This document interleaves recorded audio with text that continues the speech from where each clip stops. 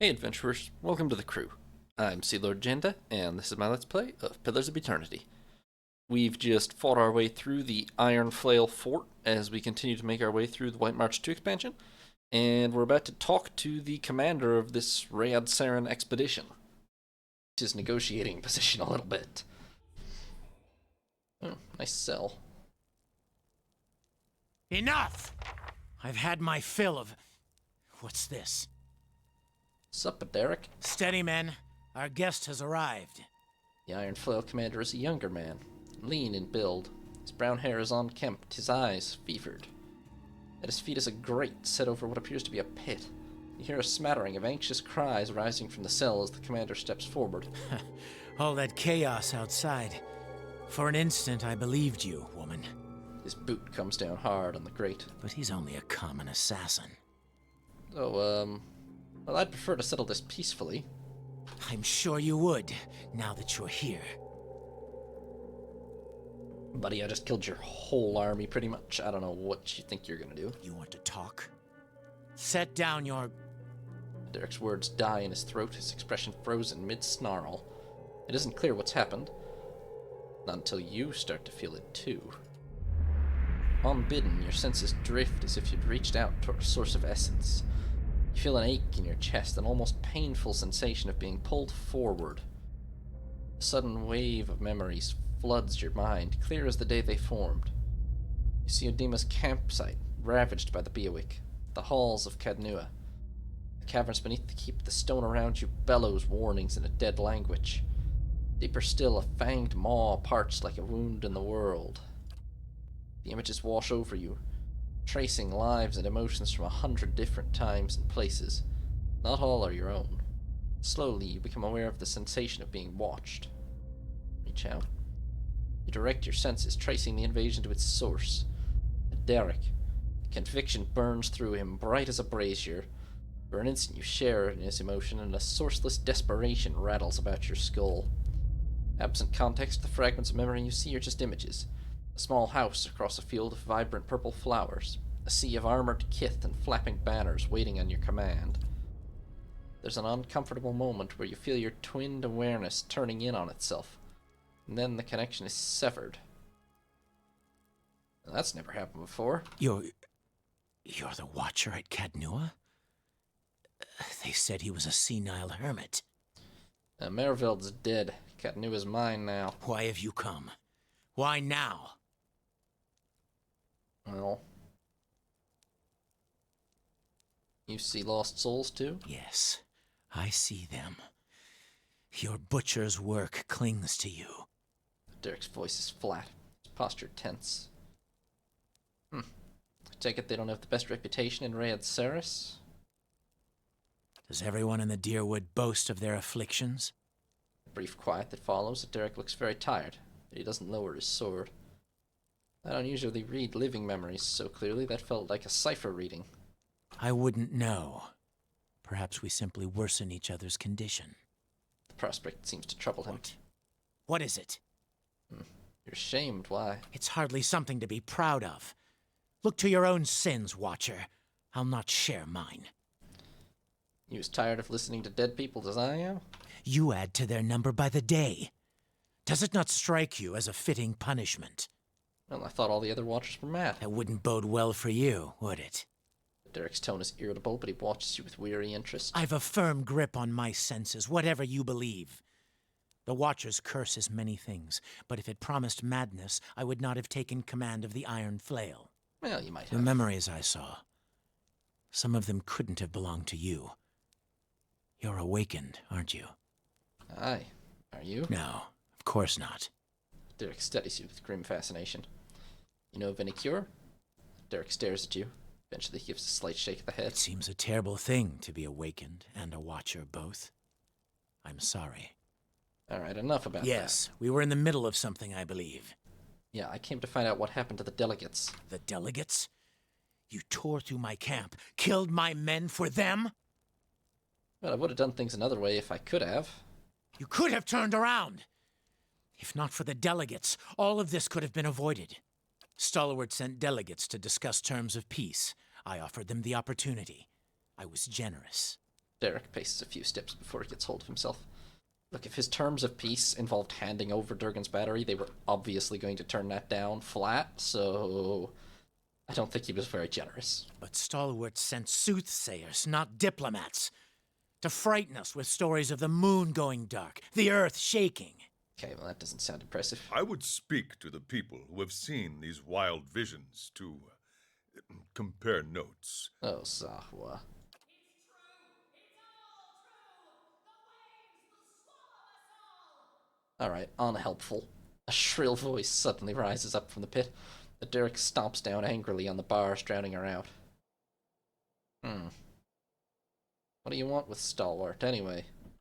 With a village of fishermen, nothing. But they cling fiercely to the forge you gave them. Aye? Some of the men are here for gold and good steel, and I promised them their share. But I came for cannons. Yeah, I fixed those. With the battery's cannons, we can hold the pass. Sure. Rayed Saris has suffered enough. Its sons and daughters have nothing. He looks at Ader, jaw working. We won't survive an attack from the Deerwood when it comes. Not unless we act. I haven't really seen any suggestion that the Deerwood has any actual interest in invading Rayed Saris. Especially not given its own Hollowborn issues. There is an army coming. I've seen it. Pouring down from the mountain. It will crush Stalwart and come for Rayed Saris. Adaric's gaze is distant. The Iron Flail will be the wall that safeguards my homeland from the worst these fire worshippers can bring to bear. You realize between the Duke's assassination and the Hollowborn crisis, Deerwood is a touch preoccupied. So I believed. Hoped, maybe. But that only means they're angry. They'll look for someone to blame, an enemy to fight. Wait, you had a vision of an army too? I warn you, if you think to taunt me, Watcher. I had a vision too, buddy. I saw Cadnua reduced to rubble by an army that shook the earth. Doubt creases Adaric's brow. His men exchanged looks, waiting tensely for orders. Why would they turn on their own? No. You're trying to trick me. This is all another distraction. I remember thunder and 100 eyes gazing back at me. Any of that sound familiar? The thunder followed me to the temple at Dawn's Reach, and the earth split beneath our feet. Adaryc swallows and looks unsure. All that destruction we saw, you really think this bunch is gonna accomplish that? Hey, you can call them backwater fools all you want, but don't let them hear you badmouth their destruction. Thanks, Ader, but also very unhelpful right now. Adaryc looks at Ader, frowning. I thought the Iron Flail might be the army in my own vision. Perhaps we both made a mistake. Why should I believe any of this? You would say anything at all to protect Stalwart. And what if you're wrong? You're losing men and resources fighting people who aren't your enemies. You saw to that! You dare blame their deaths on me? You could use me on your side. Ooh. I think I screwed this up at some point recently. I should have gone with the soul read thing. Cut him down, men! You know what? Hold on. I auto-saved right before this, didn't I? Yeah. Figured I would just cycle back around to the soul line, but I think I had to use it right away.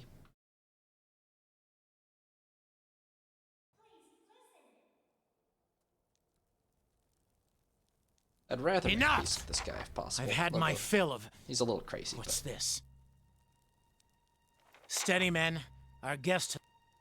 But he's only a common assassin. I'm sure you want to...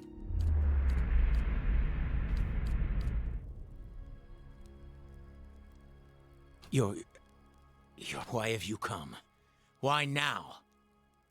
Yes, I see them. As everyone in the Deerwood, it's hardly something to be proud. I wouldn't know... What? What is it? You add to their number by the day. I wouldn't bode... the memories I saw. Now, of course... It seems a terrible thing to be awake. Yes, we were in the middle of something, I believe. The delegates? You tore through my camp, killed my men for them? You could have Stalwart, but I would It's true! It's all true! The waves will swallow us all! with the village, some of them with the battery had said, we won't. There is an... The Iron Flail will be the wall that safeguards. So I believed. I warn you, if you think... Why would they turn on their own? The thunder followed me to the temple at dawn. Hey, you can call... Why should I believe any of this? You would say anything at all to protect Stalwart. Read my soul? What did that tell you? That you're soft-hearted, but it hasn't seemed to stop you. And that you have seen and done a great many things. Things I would not have otherwise believed. Aye, we both know something's coming. Maybe between the two of us we can figure out how to stop it. For several moments, there's nothing but silence in the cabin. Then you hear the scrape of metal as Adaryc takes up his sword, only to lay it flat across his palms. I led my people here because I believed we were on the right path. I bound my soul to this blade as proof of my surety. That seems a little wild. There's a ripple of soul energy in the air, there and gone. Adaryc looks pained. The sword's no good to me now. It's yours, for as long as you can wield it. Did you just hand me your soul, buddy? I'll call in our forces from the mountains. Please, give me time to explain. You should speak with Stalwart's messengers. Perhaps you'll get some answers out of them. Alright, made peace. Only took second try. Sever the soul? Okay. What is this sword? One-handed. Exceptional. +5 will and 1 resolve. You know, if I stack enough resolve boosting things, do you think I could get the, how much resolve do I have? Not a lot. Somebody later remind me, before we go back and fight that ice dragon, there's a resolve option that could actually fix it. Do I have enough items I can stack on me to increase resolve? That I could maybe get it, if I just went straight for that. I think maybe. It's worth a try, at least. Anyway, what's around here? Don't mind if I just, At once. It's not just me chickening out of the fight either. It's clearly the better option is to talk the dragon around. Oh, look at here. It's not exactly hidden. Girdle. Scroll. It's a book. Why does it have a girdle in it? Apparently he doesn't mind if I just take everything in his pavilion now. Grantic Benediction. I think I've read this before. I think that's just McGrath's holy book. Maybe I'm wrong. More camping supplies, lockpicks. Alright, what's in here? So you're the messengers, huh? Oh, thank you. I thought we'd never get out of there. You hurt? No, a little bruised, perhaps. The cold was the worst part. I don't know how you managed to talk that man down. He was practically foaming at the mouth. Now he and his men are still skulking around the mountains. I'm not sure letting him live was the best idea. The commander wasn't the problem. One of the delegates points an accusing finger at another, a woman standing apart from the rest. We might have come to terms if she hadn't goaded him, shouting at him about omens and curses, demanding he leave the march. You know how superstitious the Raid Sarens are. The commander went white as a sheet. She sabotaged the meeting. The woman in question is dressed in unassuming robes. She bears the accusation silently, her eyes closed as if in prayer. You put all the stalwart at risk. Why? Whoa. With desperate speed, the woman suddenly lunges sidelong towards a nearby rack and seizes a dagger lying there. She sets the blade to her own throat. Okay. Alright, well, she just killed herself. That's helpful. What the hell? Unseen to all but yourself, the dying woman's soul essence coils in thin wisps about her body. It only grows brighter as her corpse stills. The remaining delegates stare in horror at her pooling blood. Monaghan kneels by the dying woman and inspects her robes. She examines a crescent medallion hanging around the woman's neck. What just happened? Damn it, now we'll never get an answer out of her. Did they... Okay, I need to do one. But honestly, 2 is the question I'd like to ask. Who the hell assembled this delegation? Alright, soul read. Reach out, then brace against the sudden flare of pain and fear, digging after less recent events. There's a copper taste in your mouth and a pain like fire in your throat. Under the brute terror of death, you find a comforting thread of resolve, of satisfaction and duty fulfilled. You follow it. It leads you stumbling into another memory, as whole and vivid as the first. You walk the dark halls of an abbey, dimly lit and quiet, your footsteps loud. A blur, and you're standing in a dimly lit room facing a robed Amoa. You recognize him as Kyoto, the High Abbot. Beckons you forward. You're in a wide, rounded chamber. Tiles beneath your feet are covered in strange, curling symbols. You recognize them as symbols of Andra, goddess of sea and memory. Memory blurs. When your sight's clear, you're standing in front of Kyoto, and he's smiling gently down at you. Drive the raid Sarens from these mountains, and you may yet spare many lives. The Tidebringer will be here in a week's time. Should you be delayed in your travels, report to him as you would to me. He will enter the reliquary and call off the army of Eyeless in my stead. The priests of Andra have an army of... Okay, Eyeless. That's clearly the bet. Like, I think we've heard that name before, but, Eyes have been a recurring theme. It must be these guys. And I think we have seen that name before. But the priests of Andra are controlling it somehow? Except they want to call it off, so what the hell is the deal? If you are caught, sister, you know what you must do. I will pray for your return, but we will take comfort in the knowledge that you have joined the rest of Andra's favorite in her keeping. The words jerry loose from the memory, flinging you back into the moment of the woman's death and then into your own skin. But traces of her memory join yours. You know the path to the abbey to which she was to return, buried in the mountains to the north. Is the name Eyeless familiar to anyone? The Eyeless? Or a figure of speech for when you can't remember something. You say, must be the Eyeless took it from me. Yes, but there's a story to it. They're supposed to do the bidding of the Lady of Lament. Andra points and they come, out of nowhere, wipe things from the face of the earth. The world. Why does Andra want to wipe us out? That's why, whenever something up and goes missing or gets destroyed with no one there to see it, you're supposed to thank Andra that the Eyeless didn't come for you, too. You know anything about an abbey to the north? I've heard of something like that. An Andrite stronghold. Not the kind of place that welcomes visitors. Manaha's eyes widen. That sounds like the Abbey of the Fallen Moon. Is that where she came from? The delegate points to the dead woman. Yes. Apparently these Andrites also have an army. What, another one?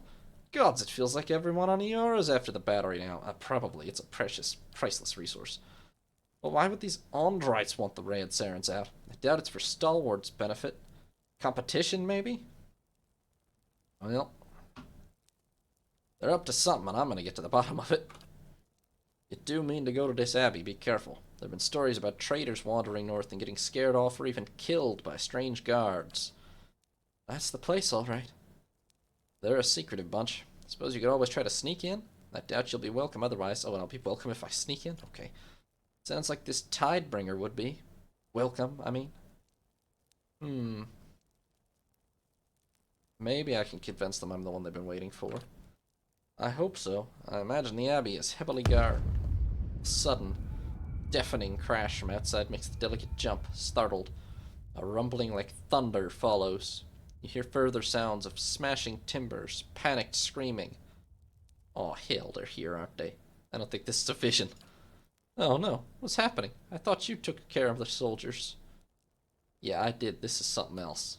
Yes, well, we'll wait here. Inside. I think they're here, boys. I think the Eyeless are here. I think we're gonna need to deal with this. Seems like a problem.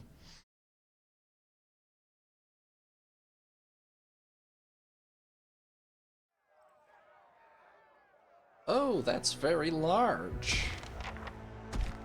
And there's at least 2 of them. They're very large, wow. Good. So why don't you take that These one on solo? Ooh, Devil just got hurt bad. Okay, they don't have infinite health. These will leave excellent scars. God damn it, Sahwa. Alright, Frenzy. Might as well bust out the good stuff. Why don't you, Venoming Strike? Feels like that won't work well. What do we think they're, let's see, they're immune to blinded, charmed, confused, diseased, dominated, poisoned, sickened, and unconscious. I don't know about any of their other elemental abilities, but, I don't know. Lightning, and, we think they're immune to this. Only one way to find out. Oh, they have fire eyes or mouths or some such. Yeah, that didn't hurt him much.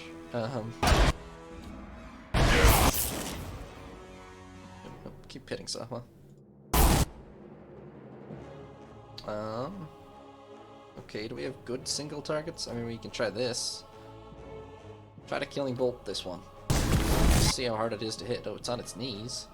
Oh, it's prone. This is a great chance to kill bolt. Alright, we heard it. We heard it pretty good. Devil is down, but that's okay. What even knocked this one down exactly? Alright, well, it's gone. Ader's still standing. Hey, Ader, knock this one prone. That would be hilarious. Okay, we've lost the devil. I don't know where Monaha is. I think she's prone. Or... oh, she's just right there behind Zahwa. Alright, I mean, this one's not prone, so it's gonna be harder to hit, but let's see if we can killing bolt it. Here. No. I think that was a... it was a graze. Well, that one also was a graze. Well... oh, now it's prone, though. Well, hit it with this. It's it's immune to electricity. Okay. Do not waste any more lightning spells on it, then.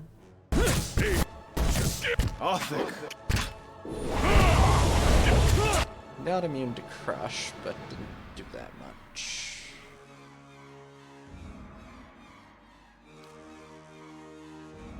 These things are big.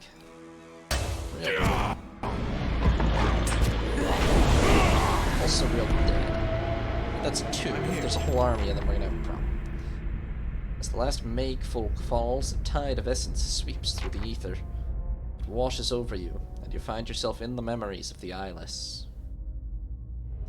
The hulking creatures surround you, their sinew-wrapped skeletons clanking and screeching in the semi-darkness. Their bodies fill the air with a tang of metal and the musk of sweat. The cavern in which you stand, it looks like a cavern anyway, glows with a dim ambient light. Steel flashes as the Eyeless shift and stir. They stamp their feet and groan in rasping metallic voices. Their restless energy prickles at the back of your neck. And in the echoing rumble you hear something familiar. It's the pounding noise from your dream, the harbinger of a terrible army. You begin to wonder how many Eyeless are crowded around you. You suspect there must be scores of them, maybe more. It's difficult to tell how far back this chamber goes or where it is. Ahead you see a glint of light. It might be an exit. Already, however, the vision's starting to fade. Explore further. Getting a better idea of the army seems more important. You push past the lumbering Eyeless and cling to the wilting shreds of the vision. The cavern broadens before you. It swells with echoes until you hear the growling, grinding sounds of the Eyeless all around. You pull yourself out of a glowing crystalline outcropping and survey the expanse of blunt heads and piston arms. There aren't scores of them. There are hundreds. The vision ends, returning you to the frozen and blood-churned mud of the fort. Okay, so there's a proper army of these. We're gonna need to call them off, probably, rather than fight them head-on then, huh? Adaryc appears to have taken some blows. There's a purpling bruise along his temple, and his armor's dented in several places. He looks rather dazed. Those things, they came from all sides. The delegate... No, you were right. The visions are true. Adaryc looks you over. You fought well. And I am glad to see you've come through in one piece. even if I regret the loss of my men. Was there a way to get to this guy without killing his men? I don't really feel like there was. I'll take what's left of our forces. Those that will follow me further up the mountain. We should be prepared when those monsters return. Good luck. And to you, if these visions really will come to pass, then the worst is yet to come. Adaryc bows his head and turns away. You don't mess around when you make enemies, do you? I do not. If only Galvino could see those. At once. He'd die of envy. Or crushing. At once. Outside now. Okay. Well, I think that's that. This area, yeah.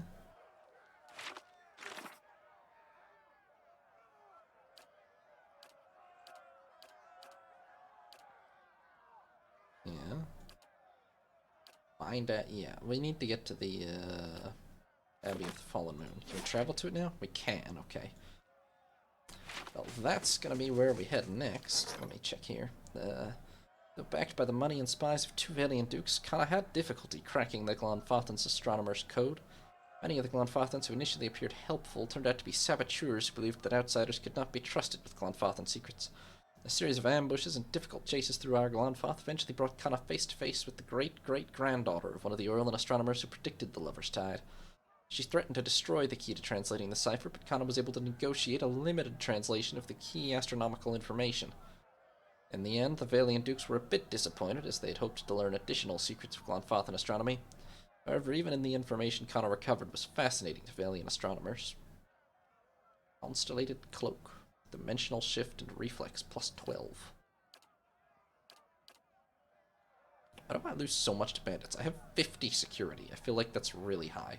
I have literally every upgrade, but I lose half the taxes to bandits every time.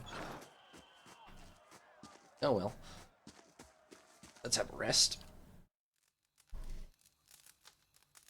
And if I run back into camp, I think I should be able to find more supplies still laying around. Get up here or something one day. Oh, and I didn't loot the Eyeless.